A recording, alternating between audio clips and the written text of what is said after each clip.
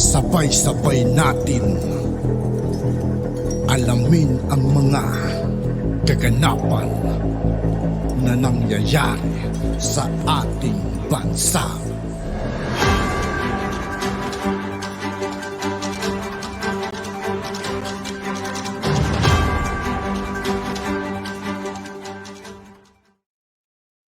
Yo, what's up mga kaibigan? This is I2K po again. Ngayon nandito naman ulit tayo sa channel ni Pinas Trending Now TV. Dito naman ulit tayo magbibigay ng komento at reaksyon. Pero bago ang lahat ng yan mga kaibigan, sa lahat ng hindi pa nakasubscribe kay Pinas Trending Now TV, mag-subscribe na po tayo at huwag nyo rin pong kalimutan mag-subscribe dito sa aking channel.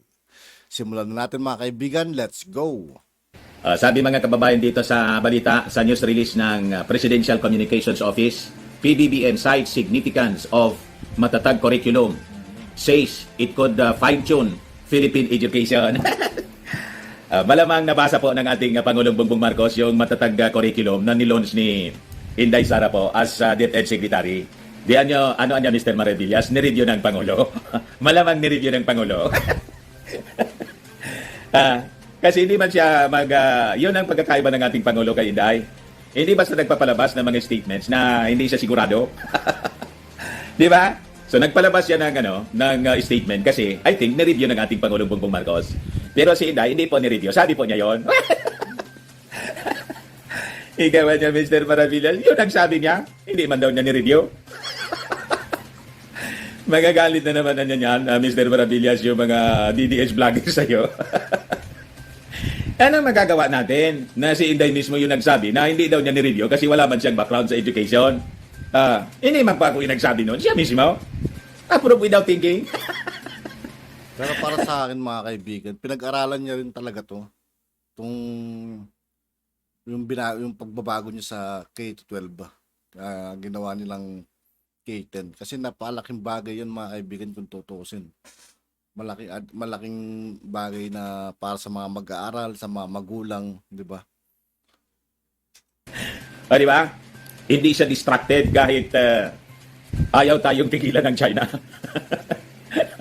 Hindi siya distracted sa kanyang mga daily activities, yung mga dapat niyang asikasuhin. Nag-announce nga po, yung sa launching po ng Brigada Eskwela kahapon, nag-announce siya, mga kababayan, ng kanyang campaign promise. Pinare-review na niya mga kababayan kay Inday yung sweldo ng ating mga teachers para dagdagan ulian niya natin. Di ba?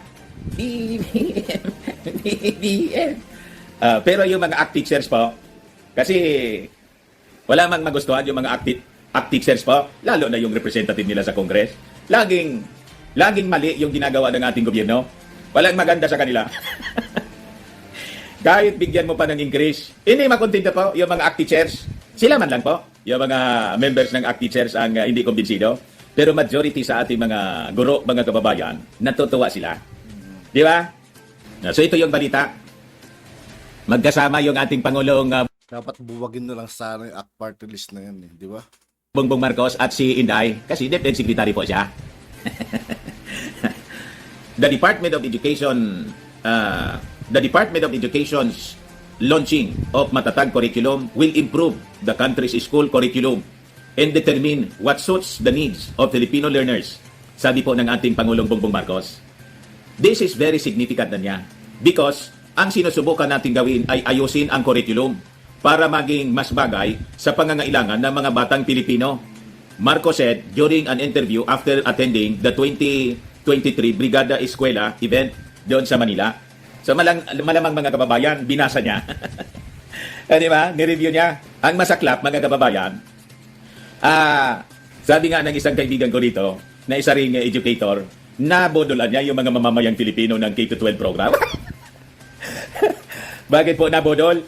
Pinaniwala po tayo ng administrasyon, yung administrasyon ni Panot po, yung nagsimula nito, na yung K-12, mga kababayan, ito yung sagot ng bumabagsak na quality ng edukasyon ng ating bansa. At saka pinaniwala tayo na pag graduate niya ng K-12, yung mga mag-aaral, pwede na silang magkatrabaho. Iayaw ng mga employers gusto graduate ng 4-year course. Nabudol po tayo. Imagine yung nasayang na panahon. 2 years yung nasayang. Biktima tayong lahat. Kaya maswerte yung mga hindi tinamaan, mga kababayan ng K-12. Yung inabot ng K-12, mga kababayan, nasayang yung 2 years, nasayang pa yung pera ng mga magulang. Yung sa matrikula lang po. Kung sa private po, mga around 500,000 yung nagastos ng mga magulang kung sa pribado. Matrikula plus yung allowances, baka sobra pa nga eh. At yung mga school supplies. Ang masakla po, yung 2 taon na nasayang. Ginawa tayong eksperimento ng mga dilawan. O ngayon, binabalik sa K2 K2 10. Pero ayaw aminin ng DepEd. Party pa rin daw ito ng K2 12. K2 10 na nga pa. Di ba? Ito yung ipapalit. Kinder plus 10 years sa basic education. Hindi na 12. Paano naging party siya ng K2 12? Niloloko naman ninyo yung mga mamamayang Pilipino. Ayaw tanggapin nila yung kanilang pagkakamali. But anyway, hindi po yung administrasyon ito yung nagkamali, yung mga previous administrations po. Lalo na yung administrasyon ni Panot. Yun ang pasimuno nito. Kinumplika nila yung edukasyon. Imbes na mapabuti, mga kababayan, ayun, napasama. Napasama tuloy. So sabi ng Pangulo, kasama na rin yan, the Matatag program includes all our efforts na para pagandahin ang mga international score natin, especially when it comes to STEM, science, technology, engineering, and mathematics. Tinatawag na STEM subjects. At also, binibigyan natin ng pagkakataon yung mga after 10th grade na mamili kung sila ay mag-vocational, mag-tech, technical training o itutuloy nila. So that's more or less the big system changes that we are doing. Actually, binabalik lang po yung dati. Ibalik na po ninyo, Mr. President, yung dating program ng inyo pong tatay.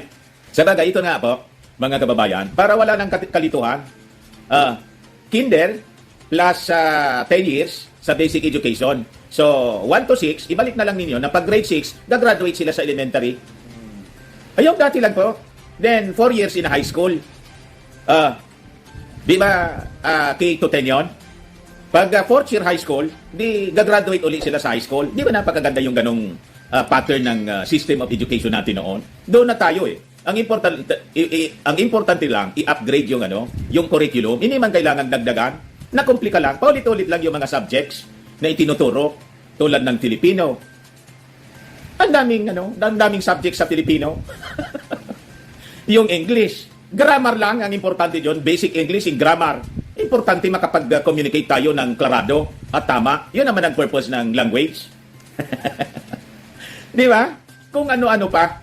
Tapos sa mathematics po, kung ano-ano yung tinuturo po sa mathematics. Sabi ko nga po mga kababayan, noong high school, may subjects kami sa trigonometry.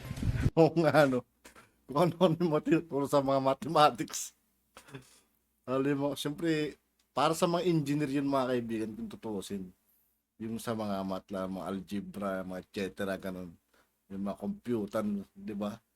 Sa mga engineer, karamihan yun eh. Pero, kung tutuusin, mga normal na math, mga addition, subtraction, multiplication, di ba? Mga ganun lang dapat. Mga cosine, tangent, cotangent. Hindi namin maintindihan. Pero maganda rin kung tutuusin mga kaibigan, kumari may yung mga bata, so parang nag-college sila, gusto nila maging engineer.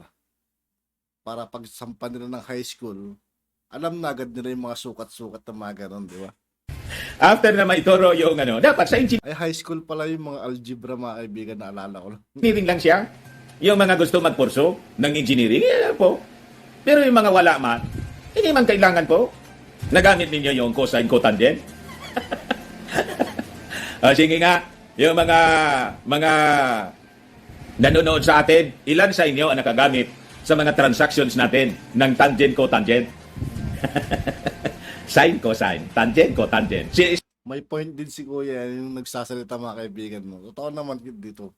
Sino na sa inyo? Napakinabangan ninyo sa daily transaction natin? Kung ano-ano mga... Sa engineering, architecture, sige. Kaya kailangan yan. Pero sa mga ordinary people, wag na po. So tama itong sinabi ng ating Pangulong Bongbong Marcos. Dapat sa mga course na lang sa nila hinahalo yun mga kaibigan.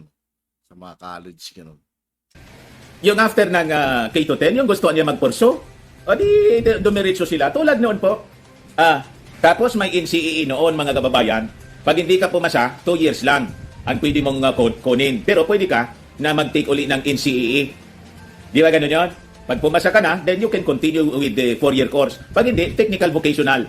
Yung kukunin mo, okay na yun po. Kinomplika nila. Ano nangyari, mga kababayan? Nagkinabang lang yung mga eskwelahan.